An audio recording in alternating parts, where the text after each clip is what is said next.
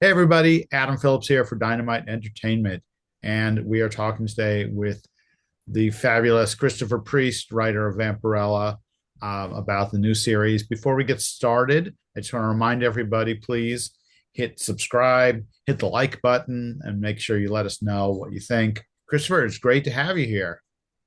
It's great to be here, Adam. Thank you for having me. And yes, I am fabulous, and I Yes, am Christopher Priest. there you go. Um, so we're coming up on a new Vampirella #1, and I know you were talking about how you've kind of set the stage with all the characters kind of popping up as we approach the legacy numbering issue 700. Can you tell us first of all where we're leaving off at the end of the old series and how we kind of come into this new #1? Oh, well, okay. When last we saw Vampirella, the Yes. Mad God Chaos, she had angered the Mad God Chaos, who hurled her into the time stream, and Vampirella and some of her buddies ended up in the Old West. So, Mm, issues number 11 and 12. 11 should be coming out any day now, and yes. 12 will be on sale, shortly thereafter. Right. Uh, uh, Fabulous story. Well, forget the story, okay, because that sounds really immodest. Fabulous artwork by Ergün Gündüz, Mm, our Vampirella artist, who just really threw himself into the Old West, and it's just, I mean, he's a guy that does wonderful things with color and he does great, science fiction stuff, very abstract stuff, and conceptual stuff where I can just throw, ideas at him and see what he comes up with. Sort of like in the same vein as of Mobius or somebody like that. wow. And it's just fabulous stuff. What I do with Ergon is I sometimes I sit here and go, now how can I trip this guy up? What can I throw at him next? Yes. Okay. So now we're heading into a new #1 Yes, with a storyline called Family Affair, I believe, yes. and Draculina in trouble, all the stuff. Where are we going from here? What is their deal, first of all, Draculina? Okay, so Draculina is, for lack of a better description, it's not an accurate description, but for people who don't know who the character is, it's quick to say she is Vampirella's evil twin sister. Right. Okay, so for those of you of a certain age, if you've ever seen a TV show called Bewitched or I Dream of Jeannie or whatever, there was always the twin sister or the twin cousin, Oh, and it's yes. played by the same actress, and when I'm saying when, not if, but when we get a Vampirella streaming show or a Vampirella film, whatever like that, Draculina will most certainly be played by the same actress. Right. Um, Except that Draculina is mischievous is a kind way to put it. She is Vampirella tends to be like the hero character. She was created by her mother to atone for her mother's wrongdoings. So she Hmm. was genetically programmed to fight evil. Whereas Draculina is just off the hook. She's just out for self. She's good to go. And so that's who Draculina is. What's happening here is it's a new #1. So I'm, with any kind of, relaunch, even a soft reboot, you want to just start from scratch and assume that nobody knows nothing. The family plot thing is kind of like, all right, we are resetting the table, okay? And we are bringing all of our characters on stage. And issue #1 is a story called the story arc is called Family Plots, but this Oh, Family individual Plot. chapter, Excuse me. yeah, this okay. This individual chapter is called Three and a Half Women, Hmm. and it's about these four girls. Vampirella, her evil twin Draculina, Yes. uh, her frenemy Victory, Hmm. who is kind of a black Vampirella, if you will. Hmm. And then Katie, who is occasionally referred to as Vampirette. Katie is Ah, a precocious 13 and so forth. So all these characters, we've built this whole universe out over the years. right. While you people weren't paying attention, we built this whole universe out Pay with all these attention. characters in it. And I didn't want to just just ignore that fact and just assume everybody knows who all these characters are. I said, well, Right. let's reset the table. So we have four stories going on. We have Vampirella's story, Draculina's story, Katie's story, and Victory's story. Mm. And then all four of these stories over the course of this first four issue story arc, they all collide at some point, and they all end up inside the office of Vampirella's therapist. Vampirella has a therapist named Dr. Chari, and one by one, with each issue, these characters start popping up in his office. Now he's Dr. Chari, I should stress, does not believe in vampires, and he thinks they're all crazy, you know. And so, one by one, these people start filling up his office, driving him crazy, till we get to the end of the story, where finally, at long last, the final person shows up, who is the mother of the family, who is named Lilith. Yes. Lilith will show up and help solve the problem. So Mm. that's basically what's happening here, and. Vampirella is working for a mysterious benefactor. She doesn't know who these people are, but they help her pay her rent. They give her an assignment to go bite some bad guy or whatever the story is, Mm. and she doesn't ask any questions. She just takes the money and she goes, But eventually, she starts to wonder, who are these people and why am I doing this? Right, right, right. Meanwhile, Draculina lost her powers. So at some point, Dracula, the real Dracula, the Yes. Boris Karloff guy, stole Draculina's powers.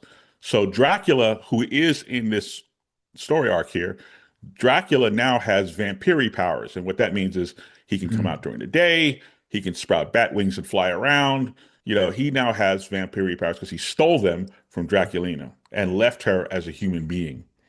Now, having been exposed to humanity, Draculina started her whole new life out in the middle of nowhere, Kansas, where she was happy and she's dancing in the meadow and she's running this country store and she's the nicest person in the world. She's and this is a complete opposite of who the character is. Uh-huh.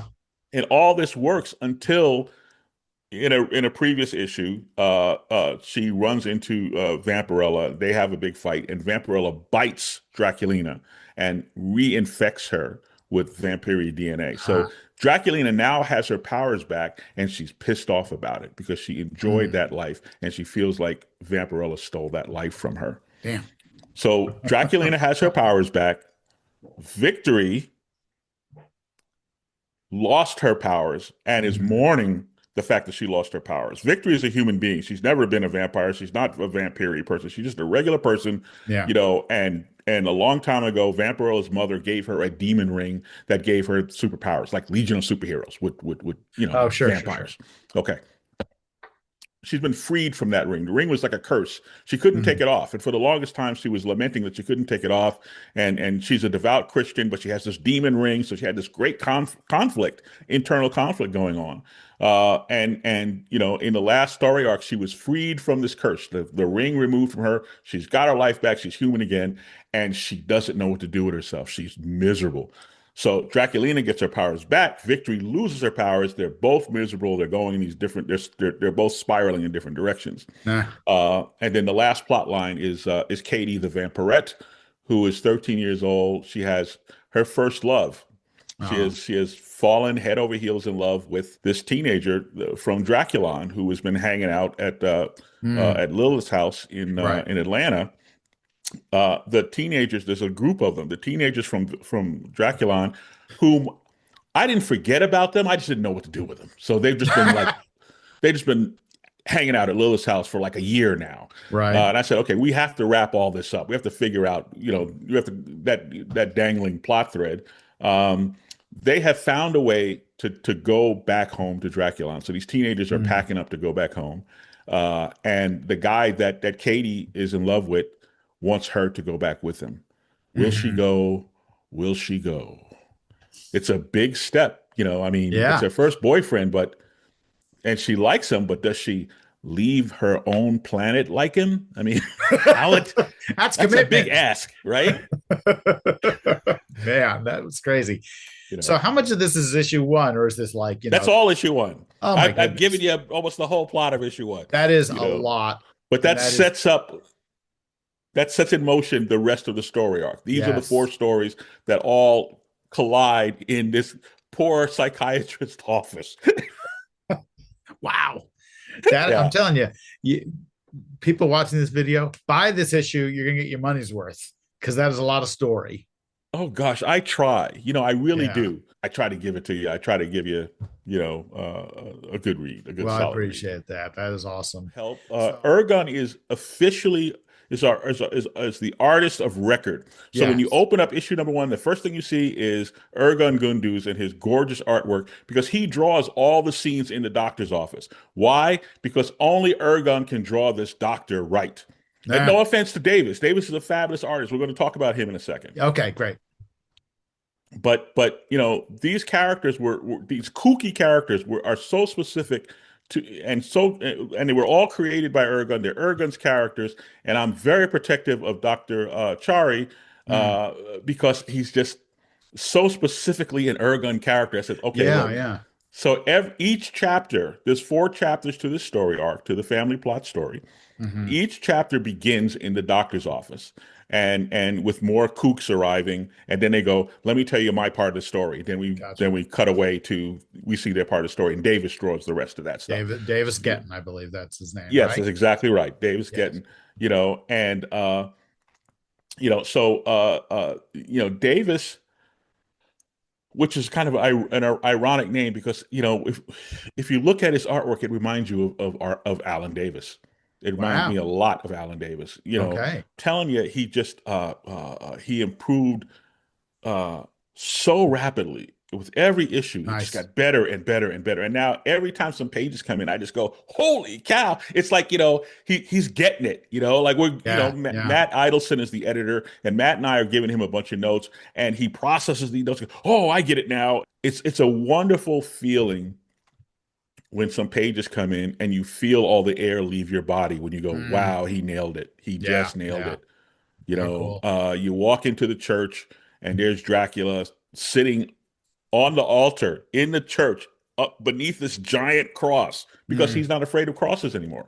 Right. Okay. With the sunlight shining on him and he's playing the cello, you know, to be He's not afraid of the continued. cello anymore.